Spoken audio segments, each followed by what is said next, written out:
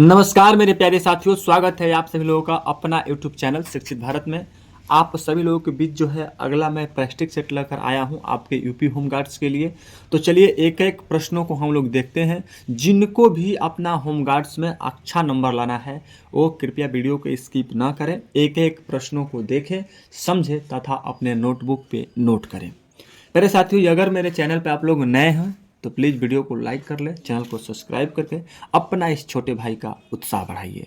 शुरू करते हैं आज के अपने इस क्लास को। टोटल जो हम लोग क्वेश्चनों की संख्या रहने वाली है वो 60 रहने वाली है और 25 मिनट के अंदर हम लोग ये सारे क्वेश्चनों को सॉल्व करेंगे।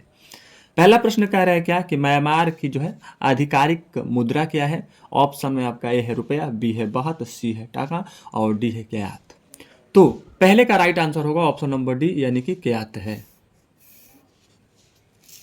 प्रश्न संख्या 2 नंबर कह रहा है जर्मनी की राजधानी कौन सी है। ऑप्शन में आपका फ्रैंकफर्ट, बी है बर्लिन, सी है आपका म्यूनिक और डी है जो है हैम्बर्ग। तो दूसरे का जो राइट आंसर होगा ऑप्शन बी होगा यानी कि बर्लिन है। चलिए अगला प्रश्न की बात करते हैं 3 नंबर की, यानी कह रहा है काजाकिस्तान की राजधानी का वर्तमान नाम क्या है। ऑप्शन में ए है आपका नूर सुल्तान, बी है आपका बिस्केक और सी है आपका अस्ताना और डी है जो है अलमाटी। तो जो 3 का राइट आंसर होगा ऑप्शन नंबर सी है यानी कि अस्तना है। आगे की तरफ बढ़ते हैं हम लोग 4 नंबर की तरफ। कहने का मतलब यह है कि इजराइल की मुद्रा का नाम क्या है। ऑप्शन में है दीनार, बी है रियाल, सी है लीरा और डी है न्यू जो है शेकेल। तो जो 4 का राइट आंसर होगा ऑप्शन डी होगा यानी कि न्यू शेकेल है। आगे की तरफ बढ़ते हैं हम लोग। प्रश्न संख्या 5 नंबर है, कह रहा है कि डिजिटल कम्युनिकेशन में इमोज का जनक किसे देश को माना जाता है। ऑप्शन ए है जापान, बी है चीन, सी है भारत, डी है अमेरिका। 5 का जो राइट आंसर होगा ऑप्शन नंबर ए होगा यानी कि जापान। छठवां प्रश्न है, कह रहा है कि सोशल मीडिया पर जो है यूजीसी का क्या मतलब है। यानी कह रहा है कि यूनाइटेड जो है गेमिंग कम्युनिटी है, बी है यूजर जो है जनरेटेड कंटेंट है, सी है आपका अंडरग्राउंड चैट है और बी है यूनिवर्सल ग्लोबल कम्युनिकेशंस। तो जो 6 का राइट आंसर होगा ऑप्शन बी होगा। अगला प्रश्न हमारा है 7 नंबर। 7 नंबर की बात करते हैं। सोशल मीडिया मार्केटिंग में जो है B2B का क्या अर्थ है। ऑप्शन आपके सामने ए बैक टू बैक, बी है हमारा कि बायर टू बायर और सी है हमारा ब्रांड टू जो है बॉडी और डी है बिजनेस टू बिजनेस। जो 7 का राइट आंसर होगा ऑप्शन नंबर 2 होगा यानी कि बिजनेस टू बिजनेस होगा। आगे की तरफ बढ़ते हैं हम लोग 8 नंबर की तरफ। 8 नंबर कह रहा है कि किस सोशल मीडिया प्लेटफॉर्म को front page of the internet कहा जाता है। ऑप्शन में है आपका रेडिट, बी है आपका क्यूरा, सी आपका पिंटरेस्ट और डी है आपका का जो है फेसबुक। जो 8 का राइट आंसर होगा ऑप्शन आपका ए होगा। अगला प्रश्न है 9 नंबर, कह रहा है कि सुरक्षा के संदर्भ में जो है SIT का पूर्ण रूप क्या होगा। तो 9 का आप लोगों का जो है राइट आंसर होगा वो होगा ऑप्शन नंबर ए यानी कि स्पेशल इन्वेस्टिगेशन टीम।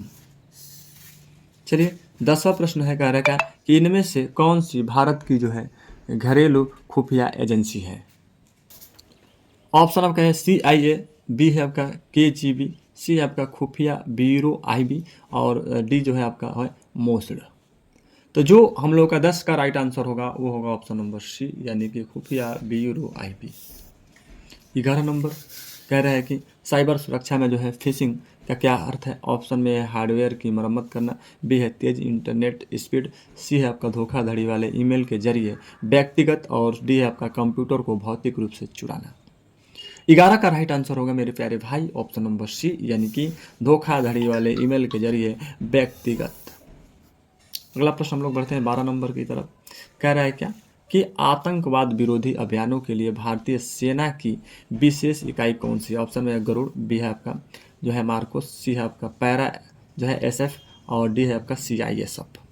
तो 12 का राइट आंसर होगा ऑप्शन नंबर सी यानी कि पैरा SF। चलिए 13 नंबर की बात करते हैं हम लोग।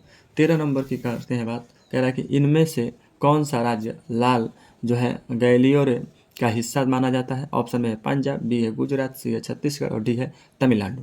तो जो 13 का राइट आंसर होगा ऑप्शन सी होगा यानी कि छत्तीसगढ़ में। चलिए 14 नंबर अगला प्रश्न हमारा है, कह रहा है कि भारत म्यांमार सीमा पर फ्री मूवमेंट जो है रिज्यूम का क्या अर्थ है। ऑप्शन में है आपका बिना वीजा के व्यापार, बी है हवाई अड्डा मार्ग से मुफ्त यात्रा और अगला सी सीमा के दोनों ओर 16 किलोमीटर तक बिना वीजा जो है आवाजाही, और डी है पूरी तरह खुली सीमा। जो 14 का राइट आंसर होगा ऑप्शन सी होगा, यानी कि सीमा के दोनों ओर 16 किलोमीटर तक बिना वीजा आवाजाही होगा। Right answer C. 15 नंबर की बात करते हैं। भारत में मिनी जो है लॉन्ड्रिंग धन शोधन की जांच के लिए कौन सी एजेंसी जिम्मेदार है? ऑप्शन में आपका ए है एनसीबी, बी है प्रवर्तन निदेशालय ईडी, और सी है आपका सीबीआई, और डी है आपका एनएचआरसी। जो 15 का राइट आंसर होगा वो होगा ऑप्शन नंबर बी हम लोगों का, यानी कि प्रवर्तन निर्देशालय यानी कि ईडी है। चलिए 16 नंबर की बात करते हैं।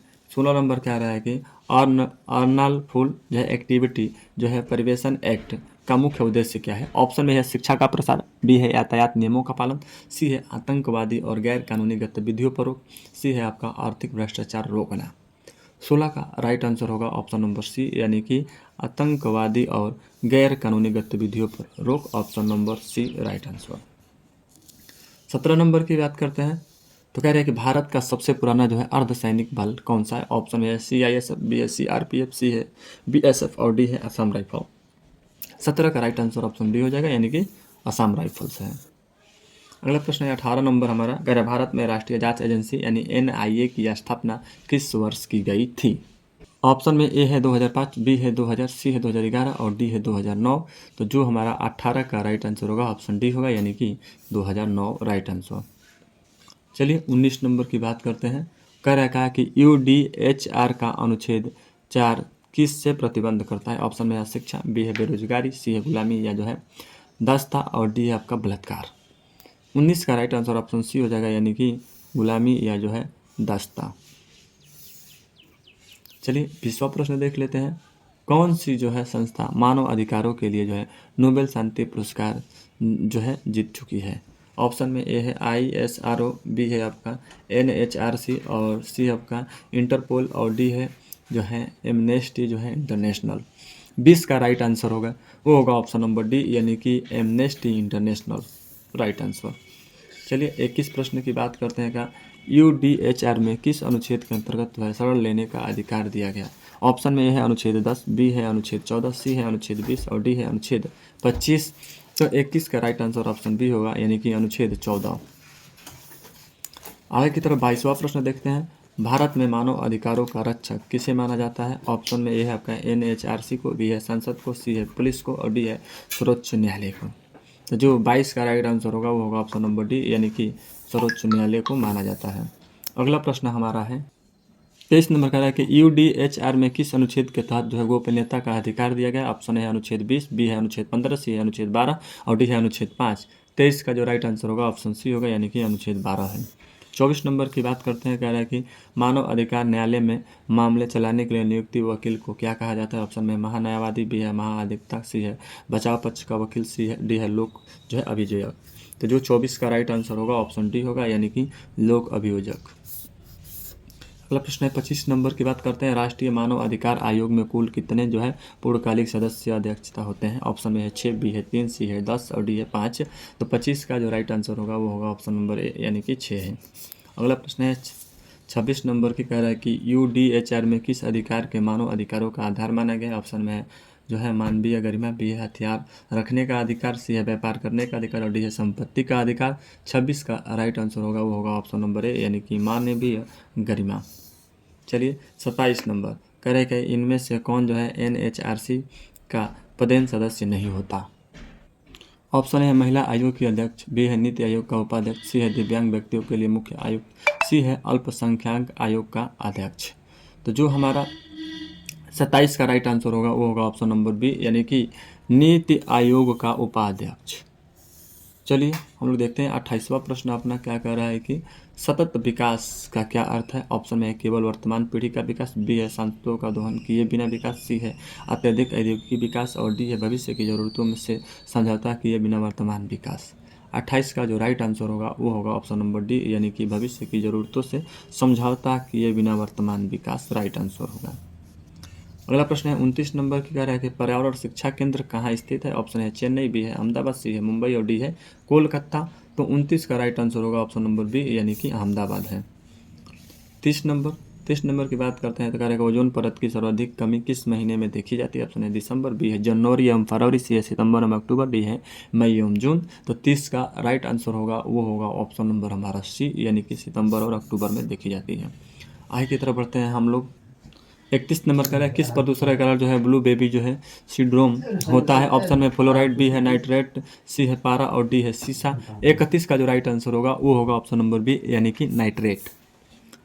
32 नंबर प्रश्न है इनमें से कौन सी एक ग्रीन हाउस गैस नहीं है? ऑप्शन में जलवाष्प, बी है मीथेन, सी है आर्गन और डी है नाइट्रस ऑक्साइड। तो 32 का राइट आंसर होगा वो होगा ऑप्शन नंबर सी, यानी कि आर्गन। अगला प्रश्न है 33 नंबर, कह रहा है कि राष्ट्रीय पर्यावरण इंजीनियर अनुसंधान संस्था जो है NEER कहाँ स्थित है? तो ऑप्शन में है बेंगलुरु, बी है देहरादून, सी है नई दिल्ली और डी है नागपुर। तो जो 33 का राइट आंसर होगा वो होगा ऑप्शन नंबर डी, यानी कि नागपुर में है। आइए 34 नंबर, कह रहे ओजोन परत में छेद सबसे पहले कहाँ देखा गया था? ऑप्शन में उत्तरी ध्रुव पर, बी है आर्कटिका पर और सी है हिमालय की चोटियों पर और डी है सहारा मरुस्थल पर। तो जो 34 का राइट आंसर होगा वो होगा ऑप्शन नंबर बी, यानी कि आर्कटिका पर। आइए 35 नंबर की बात करते हैं, कह रहा है कि स्वच्छ जल पारिस्थितिकी तंत्र का उदाहरण कौन सा है? ऑप्शन में है जो है तालाब, बी है समुद्र, सी है झरना और डी है नदी। 35 का राइट आंसर होगा ऑप्शन ए, यानी कि तालाब है। आगे की तरफ बढ़ते हैं हम लोग। 36 नंबर, पौधों का कौन सा भाग वायु को शुद्ध करता है और ऑक्सीजन जो है छोड़ता है? ऑप्शन में है पत्तियां, बी है फूल, सी है जड़ और डी है तना। तो 36 का जो राइट आंसर होगा वो होगा ऑप्शन नंबर ए, यानी कि जो है पत्तियां हैं। आइए 37 नंबर की बात करते हैं, तो कौन सी जो है गैस फूलों का रंग उड़ा देती है? ऑप्शन में हीलियम, बी है ऑक्सीजन, सी है नाइट्रोजन और डी है क्लोरीन। तो जो 37 का राइट आंसर होगा वो होगा ऑप्शन नंबर डी, यानी कि क्लोरीन। 38 नंबर की बात करते हैं, तो भारत में जो है वन्य जीव संरक्षण अधिनियम कब लागू हुआ? ऑप्शन में है 1972 में, बी है 1980 में, सी है 1974 में और डी है 1970 में। 38 का जो राइट आंसर होगा ऑप्शन ए होगा, यानी कि 1972। 39 नंबर कह रहा है पारिस्थितिकी जो है पिरामिड की अवधारणा किसने दी थी? ऑप्शन में है ग्रेगर मेंडल ने, बी है चार्ल्स जो है एल्टन ने और सी है लुई पास्चर ने और डी है जो है अलेक्जेंडर फ्लेमिंग। तो जो 39 का जो राइट आंसर होगा वो होगा हम लोगों का जो है बी नंबर, यानी कि चार्ल्स जो है एल्टन। चलिए 40 नंबर की बात करते हैं, तो कह रहा है क्या कि जो है मॉन्ट्रियल प्रोटोकॉल यानी 1987 का मुख्य उद्देश्य क्या था? ऑप्शन आपका सामने है, ए है जो CFC यानी उत्सर्जन में कटौती, बी है प्लास्टिक प्रतिबंध, सी है जनसंख्या नियंत्रण और डी है जैव विविधता संरक्षण। तो जो हमारा 40 का राइट आंसर होगा ऑप्शन ए होगा, यानी कि CFC उत्सर्जन में कटौती होगा राइट आंसर। अगला प्रश्न है 41 नंबर, विश्व की सबसे बड़ी जो है जलमग्न वनस्पति जो है मैंग्रोव कहाँ पाई जाती है? ऑप्शन है नीलगिरी पहाड़ी पर, बी है थार मरुस्थल पर, सी है सुंदरबन पर और डी है शिवालिक रेंज में। तो जो 41 का राइट आंसर होगा ऑप्शन सी होगा, यानी कि सुंदरबन में। अगला प्रश्न है 42 नंबर की, कह रहा है कि पर्यावरण का जो है आतंकवादी किस वृक्ष को कहा जाता है? ऑप्शन में है पीपल को, बी है नीम को, सी है आपका बरगद को और डी है जो है यूकलिप्टस सफेदा को। तो जो 42 का राइट आंसर होगा वो होगा ऑप्शन नंबर डी, यानी कि यूकेलिप्टस। अगला प्रश्न हमारा 43 नंबर है, इनमें से कौन सा जो है नवीनीकरण या ऊर्जा का मूर्त है? ऑप्शन में कोयला, बी है प्राकृतिक गैस, सी है पेट्रोलियम और डी है सौर ऊर्जा। 43 का जो राइट आंसर होगा ऑप्शन डी होगा, यानी कि सौर ऊर्जा। अगला प्रश्न है आप लोग 44 नंबर की, गंगा को राष्ट्रीय नदी कब घोषित किया गया? ऑप्शन में है 2000, बी है 2014, सी है 2005 और डी है 2008। तो 44 का राइट आंसर ऑप्शन डी होगा, यानी कि 2008 है। 45 नंबर, भारत में जल जो है पुरुष के नाम से किसे जाना जाता है? ऑप्शन में है राजेंद्र सिंह, बी है सलीम अली, सी है आपका बाबा जो है आमेट और डी है आपका जो है मेधा पाटकर। जो 45 का राइट आंसर होगा ऑप्शन ए होगा, यानी कि राजेंद्र सिंह। अगला प्रश्न है अपना 46 नंबर, कह रहा है कि ओजोन परत की जो है मोटाई मापने की इकाई क्या है? ऑप्शन में आपका डबसन, बी है आपका डेसिबल, सी है प्रकाश वर्ष और डी है पास्कल। 46 का राइट आंसर ऑप्शन ए हो जाएगा, यानी कि डबसन है। आगे की तरफ बढ़ते हैं हम लोग 47 नंबर की तरफ, तो कह रहा है कि शांत घाटी किस राज्य में स्थित है? ऑप्शन है केरल, बी है हिमाचल प्रदेश, सी है आपका सिक्किम और डी है उत्तराखंड। 47 का राइट आंसर ऑप्शन ए होगा, यानी कि केरल में। आइए 48 नंबर की बात करते हैं, तो कह रहा है कि सर्वाधिक जो है जैव विविधता कहाँ पाई जाती है? ऑप्शन है शीतोष्ण वन, बी है आपका टुंड्रा प्रदेश, सी है उष्णकटिबंधीय वर्षावन और डी है आपका मरुस्थल। तो 48 का राइट आंसर ऑप्शन सी होगा, यानी कि उष्णकटिबंधीय वर्षावन। अगला प्रश्न 49 नंबर है, विश्व का सबसे बड़ा कार्बन उत्सर्जक देश कौन सा है? ऑप्शन में है रूस, बी है यूएसए, सी है आपका भारत और डी है चीन। तो 49 का राइट आंसर ऑप्शन डी होगा, यानी कि चीन है। अगला प्रश्न हमारा है 50 नंबर है, खाद्य श्रृंखला में ऊर्जा का प्रवाह कैसे होता है? ऑप्शन में है द्विदिशीय, बी है आपका एकादिशीय और सी है बहुदिशीय और डी है चक्रीय। तो 50 का राइट आंसर ऑप्शन बी होगा, यानी कि एक जो है दिशीय है। ऑप्शन बी 51 नंबर की बात करते हैं तो कह रहा है कि क्योटो प्रोटोकॉल का मुख्य संबंध किससे है? ऑप्शन में है जलवायु परिवर्तन, बी है परमाणु हथियारों का निषेध, सी है आपका जैव विविधता और डी है ओजोन परत का संरक्षण। 51 का राइट आंसर ऑप्शन ए हो जाएगा हमारा कि जलवायु परिवर्तन हो जाएगा। आगे हम लोग बढ़ते हैं 52 नंबर की तरफ तो कह रहा है क्या हमारा कि जो है मिनी माता रोग जल में किस धातु के प्रदूषण से होता है? ऑप्शन में है आर्सेनिक, बी है आपका कैडमियम और सी है पारा और डी है लोहा। तो 52 का राइट आंसर ऑप्शन सी होगा, यानी कि पारा।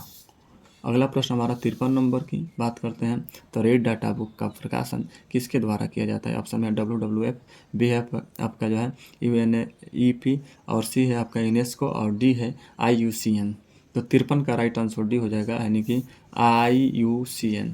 आइए हमारा जो है अगला प्रश्न है अपना 54 नंबर की बात कर रहा है 5% होमगार्ड के राज्य स्तरीय प्रमुख को किस नाम से जाना जाता है? ऑप्शन है पुलिस कमिश्नर, बी है आपका कैपिटन, सी है कह रहा है कमांडेंट जनरल और डी है कलेक्टर। तो 54 का राइट आंसर ऑप्शन सी हो जाएगा, यानी कि कमांडेंट जनरल। चलिए अगला प्रश्न है 55 नंबर कह रहा है का इनमें से कौन सा कार्य होमगार्ड द्वारा जो है संपन्न किया जाता है? ऑप्शन में प्राकृतिक आपदा में सहायता, बी है चुनाव के दौरान सुरक्षा, सी है यातायात नियंत्रण और डी है उपरोक्त में से सभी। तो 55 का हमारा डी हो जाएगा, यानी कि उपरोक्त में से सभी। अगला प्रश्न है हमारा 56 नंबर। बात करते हैं होमगार्ड में शामिल होने के लिए न्यूनतम आयु सीमा क्या है? ऑप्शन में 25 वर्ष, बी है 18 वर्ष, सी है 15 वर्ष और डी है 21 वर्ष। तो 56 का राइट आंसर होगा ऑप्शन बी, यानी कि 18 वर्ष। चलिए 57 नंबर की बात कर लेते हैं। कह रहा है कि होमगार्ड का नामांकन सामान्यतः कितनी अवधि के लिए होता है? ऑप्शन में आजीवन, बी है 3 से 5 वर्ष, सी है 2 वर्ष और डी है 10 वर्ष। जो 57 का राइट आंसर होगा वो होगा ऑप्शन नंबर हमारा बी, यानी कि 3 से 5 वर्ष। आइए 58 नंबर की बात करते हैं। उत्तर प्रदेश होमगार्ड मुख्यालय कहाँ स्थित है? ऑप्शन में है वाराणसी, बी है कानपुर, बी है लखनऊ, सी है कानपुर और डी है प्रयागराज। तो 58 का राइट आंसर ऑप्शन बी होगा, यानी कि लखनऊ। चलिए 59 नंबर की तरफ बढ़ते हैं हम लोग। कह रहा है कि भारत चीन युद्ध के बाद किस वर्ष में होमगार्ड का पुनर्गठन कर इसे अखिल भारतीय स्वरूप दिया गया? ऑप्शन ए है 1960, बी है 1948, सी है 1971 और डी है 1962 to 63। जो 59 का राइट आंसर होगा ऑप्शन डी होगा, यानी कि 1962 से 1963 के बीच में। चलिए 60वां प्रश्न है। कह रहा है होमगार्ड मुख्य रूप से किसके नियंत्रण में कार्य करता है? ऑप्शन में वित्त मंत्री, बी है रक्षा मंत्रालय, सी है भारतीय सेना और डी है राज्य सरकार के गृह विभाग। तो जो 60 का राइट आंसर ऑप्शन डी होगा, यानी कि राज्य सरकार के गृह विभाग के मध्य में काम करता है। मेरे प्यारे भाई, आप सभी लोगों के बीच यह जो रहा 60 अति महत्वपूर्ण आपके यूपी होमगार्ड्स के रहा। उम्मीद करते हैं कि एक प्रश्न आप लोगों को समझ में आया होगा। तो प्लीज़ वीडियो को लाइक करके चैनल को सब्सक्राइब कर लीजिएगा। अपना इस छोटा भाई का उत्साह बढ़ाइएगा। जय हिंद आप सभी लोगों को।